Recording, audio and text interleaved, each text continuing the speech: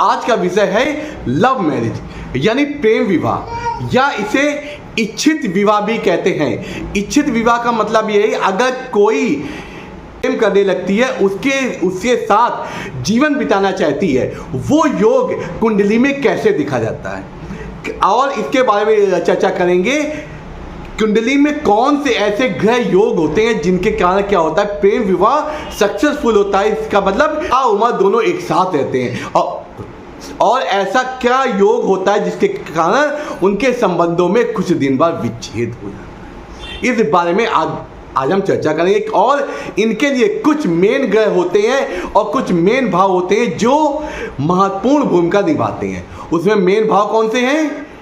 आपका प्रथम भाव जो हमारा लगन होता है, और उसके बाद पंचम भाव तो कि हमारे जीवन में रोमांस और प्रेम का भाव होता है, और उसके बाद आता है सप्तम भाव जो हमारे जीवन में वैवाहिक संबंधों का कारक होता है, और इसके साथ साथ होता है एकादश भाव। एकादश से क्या होता है? इच्छा पूर्ति और जीवन में जो हमें लाभ मिलने वाले होते हैं, चाहे वैवाहिक लाभ, आर्थिक लाभ, जो भी, वो हमारे एकादश भाव से देखे जाते हैं। और इसके साथ साथ कुछ महत्वपूर्ण ग्रह होते हैं जैसे चंद्रमा, शुक्र और मंगल इसमें मेन भूमिका निभाते हैं कि आपका प्रेम विवाह कैसा रहेगा, और कभी कभी राहु की स्थिति भी होती है।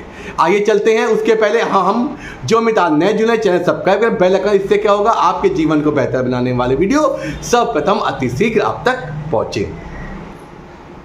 आइए इसके बारे में जान करते हैं कि आपकी कुंडली में यह योग है कि नहीं, और यह योग है तो ये किस तरह आपको सफलताएं देगा।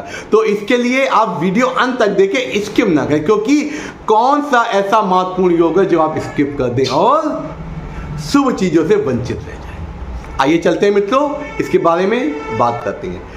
देखिए, जो आपका पहला भाव होता है प्रथम भाव, जैसा कि कुंडली पहला भाव होता है प्रथम भाव, ये व्यक्ति स्वयं होता है, व्यक्ति का शरीर होता है, व्यक्ति की विचार शैली, व्यक्ति की सोच होता है ये प्रथम। और सोच में क्या चीजें आएंगी, आज बात करते हैं हम लव मैरिज। तो इसके लिए अगर प्रथम भाव का संबंध अगर पंचम भाव से होता है, पंचम भाव क्या होता है? हमारे जीवन जो रोमांस होता है, जो हमारा प्रेम होता है, किसी के भी आपके प्रति प्रेम होता है, वो पंचम भाव से दिखाता है। अगर इसका ग्रह आपस में किसी भी भाव में बैठ जाए, या लग्न स्वयं पंचम में बैठ जाए या पंचम लग्न में बैठ जाए, तो क्या होगा आपके जीवन में जो प्रेम होता है वो आएगा। आपको किसी भी आपकी युवती या युवक के प्रति आपके जीवन में प्रेम होगा। और अब प्रेम ये वैवाहिक संबंधों में कैसे बदलेगा? और अगर इन दोनों भाव का किसी भी तरह संबंध सप्तम भाव से है, हमने क्या बताया, सप्तम भाव कहता है वैवाहिक संबंधों का होता है। अगर किसी भी तरह पंचम या लग्न का संबंध अगर सप्तम भाव से हो जाता है, या सप्तमेश की दृष्टि पंचम या लगन के स्वामी पे पड़ जाए, तो भी प्रेम विवाह होता है। अगर ये दृष्टि शुभ ग्रहों से के कारण बनती है, तो आपका प्रेम विवाह ताउम्र चलता है, आपके जीवन में ताउम्र आपका प्यार भी बना रहेगा, कोई अनहित बात नहीं। अगर वही इसी तरीके इसी जगह अगर इन लग्न पंचम और सप्तम भावों का संबंध, या इसमें किसी ग्रह का स्वामी अगर चंद्रमा है, तो इसमें क्या होगा कि आपका प्रेम संबंध कई बार होते हैं, आप संबंधों में कई बार फंसते हैं, क्योंकि जो मन होता है किसका कारक होता है? मना स्थिति का। चंद्रमा मन का कारक होता है, और मन में अगर पंचम भाव से हो गया तो आपके मन में अलग अलग लोगों के प्रति प्रेम होगा।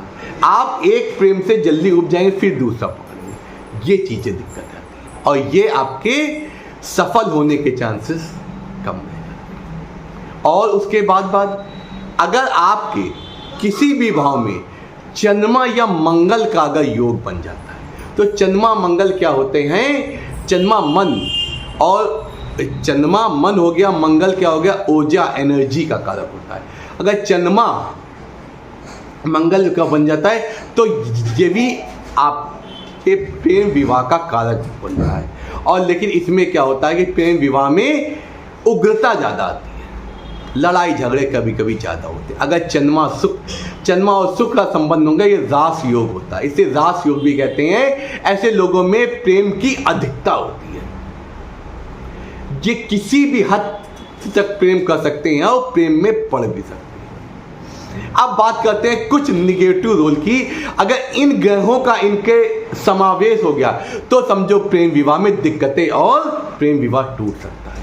अगर राहु का संबंध इससे बन जाता है तो क्या होता है, ऐसा व्यक्ति राहु का संबंध बन जाता तो होगा, लेकिन उसमें क्या होगा कि आप हर चीज जल्दी चाहते हैं, आपको दूसरे से एक्सेप्टेशन ज़्यादा होती है, आप उससे ज़्यादा चीज़ें चाहते हैं और जल्दी चाहते हैं। इसमें क्या होगा, आपका मन भी जल्दी उखड़ भी जाता है।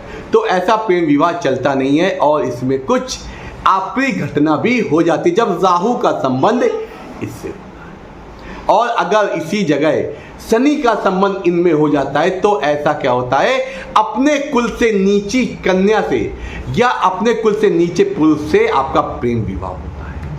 अगर सूर्य का संबंध इससे हो जाता है, इन जो तीनों ग्रह बताए हैं, लग्न पंचम और सप्तम का, तो ऐसा व्यक्ति क्या अपने से ऊंची जात में आपको विवाह या प्रेम संबंध करते हैं।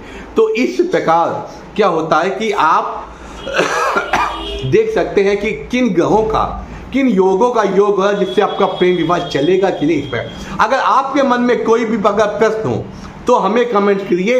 मैं आपके जीवन में होने वाले इस प्रकरण के बारे में बताऊंगा कि ये आपका प्रेम विवाह कैसा चलेगा, कितनी दूर तक चलेगा और इसमें सफलताएं मिलेंगी कि असफलताएं। इससे आपका जीवन और बेहतर होगा और आपके जीवन में कोई भी प्रिय या अप्रिय घटना होने वाली होगी, इसके बारे में आप पहले ही जान सकते हैं। और अगर इन ग्रहों में अगर अष्टमेश का संबंध हो जाए तो ऐसा प्रेम विवाह की जो अंत होता है बहुत ही ज़्यादा खतरनाक होता है, बहुत ही ज़्यादा अन्यायी भी होता है। तो ऐसे में आपको प्रेम विवाह करने से पहले एक बार अपनी कुंडली का मिलान अवश्य कर लें। इससे क्या होगा, आपके जीवन में हर व्यक्ति चाहता है हमारा जीवन सुखों भरा हो, सुख भरा। प्रेम भी आप इसलिए करते हैं कि हम अपने जीवन में प्रसन्नता लेकर पाए और जीवन में सुख हो, सुविधाएं हो और एक दूसरे में के प्रति समर्पण भी हो। अगर यही अगर स्वास्थ्य के प्रति होता है कि आप में एक दूसरे के प्रति स्वास्थ्य है, ऐसा प्रेम विवाह आपका टूट जाता है, ब्रेक भी हो जाता है। इससे क्या होता है कि जीवन में दुख ही दुख होता है।